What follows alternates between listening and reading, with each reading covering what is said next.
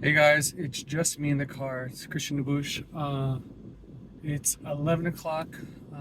It's Tuesday, the 22nd of July. I just finished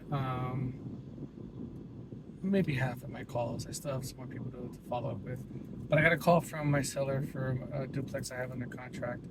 Um, we have a contractor there doing some repairs that came up in the inspection report. He believes he can get the final list of things done today. Um, so I made him copies of the keys, but I made a mistake apparently. There's three keys, and I think I copied one of the keys twice.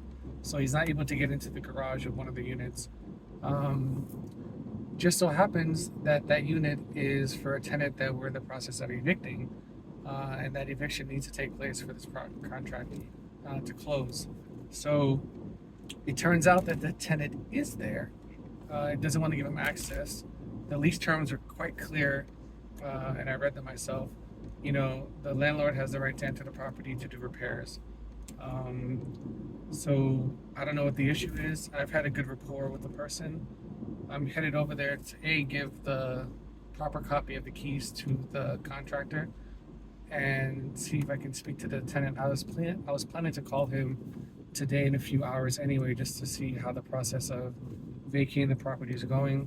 We need him out. Today's Tuesday. We need him out by Thursday or Friday because we're trying to close on Monday. So we need to do a final walkthrough for the buyer, but plus the seller, and the seller's agent, we need to do a walkthrough to see if there's any damage from the process of removing his property.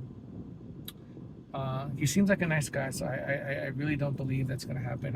There's nothing made of wood for me to knock on in this car, but I take him at his word that he's going to leave the way he came.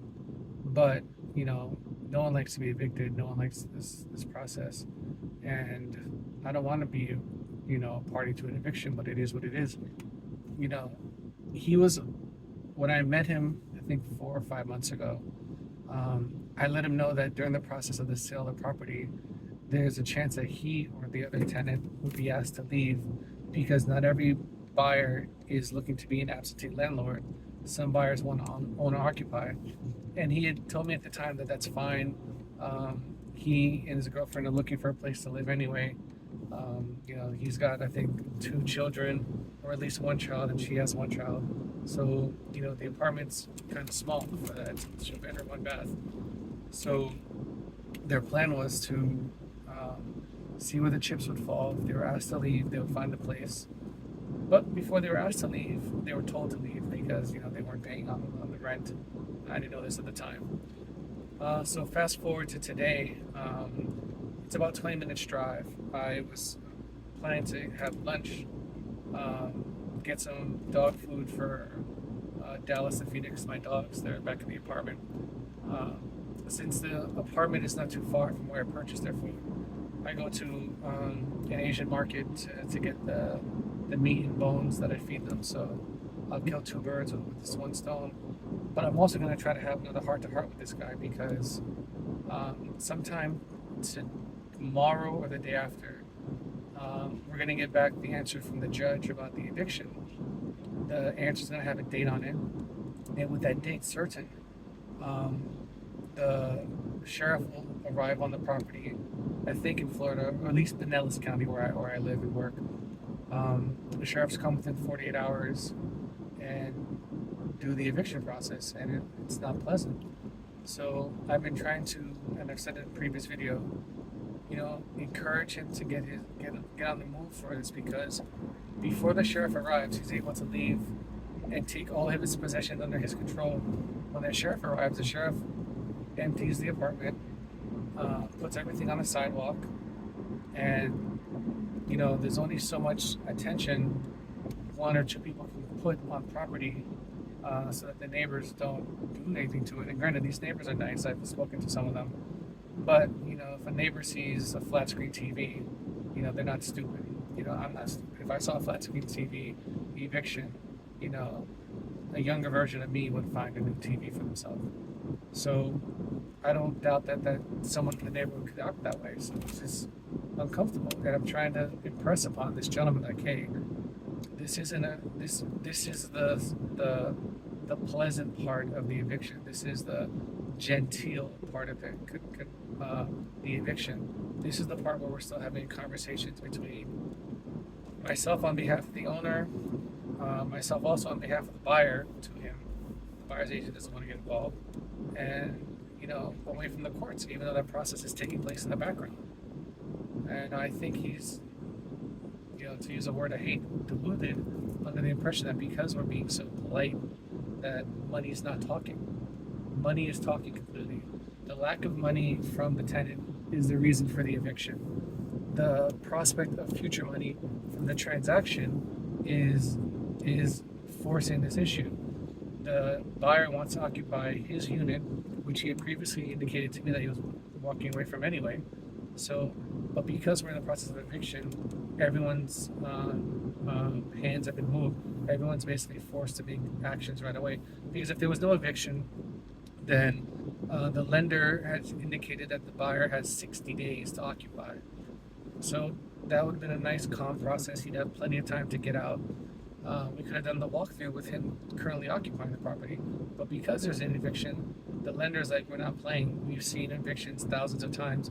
And in most cases, there's damage that needs to be remediated before possession can be taken by the buyer. So it's unfortunate. It's annoying. It's also, frustrating for me. And granted, my frustration is a first world frustration.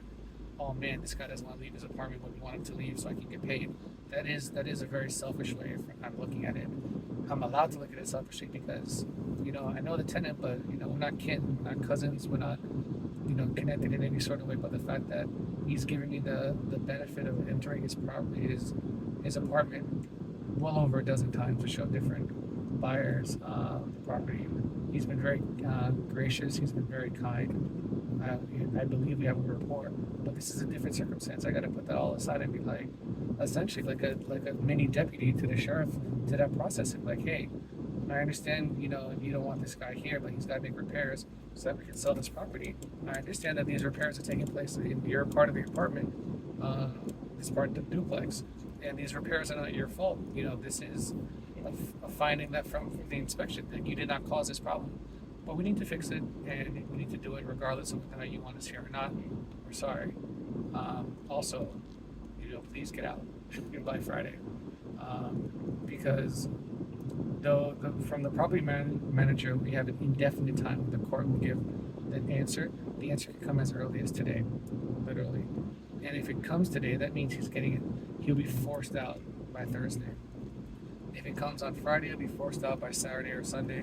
Like, there's 48 hours he gets once the court says something. So I really want to make this work. I really want to help him. And I really don't want to be doing this either. I was literally planning to be taking a lunch break or breakfast break. I just had breakfast now. Taking a lunch break, getting meals ready for my family for tonight. Instead, I'm driving, 20 minutes to a property to hand a contractor keys against the wishes of the tenant for the wishes of the landlord to conduct the transaction. So it's very impersonal when you come down to it. It's unfortunate. And it didn't have to be this way, but it was going to be this way because this unit was going to be vacated for the sale. Because he didn't pay his rent, instead of having like 60 days to find a place, he essentially has, like, at this point, a couple of days. I mean, he's found a place, but he's got a couple of days to leave. So it's unfortunate.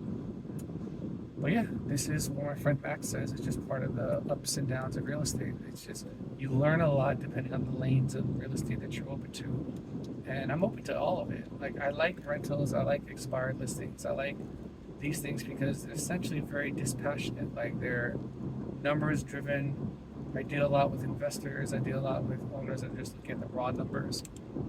It's not really, there are emotions involved. Obviously, the seller has said no to offers that I thought were fine, but because he wanted more, it's numbers based. But he'd feel insulted by offers. Like, this seller has been really good about making counter offers, but he'll be really upset for 24 hours and call me back and say, all right, I thought about it, spoke to my wife, let's counter at X. Because before he tells someone to pound sand or kick rocks when they send an offer too low.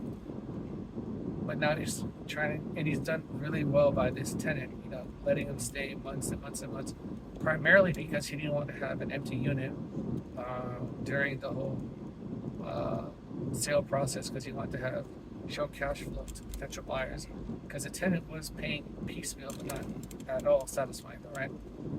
So it is a frustration. It's largely self-imposed, but it is what it is. So, talk to you guys later. Christian Bush, licensed real broker, on my way to help effectuate an eviction, unfortunately. Bye.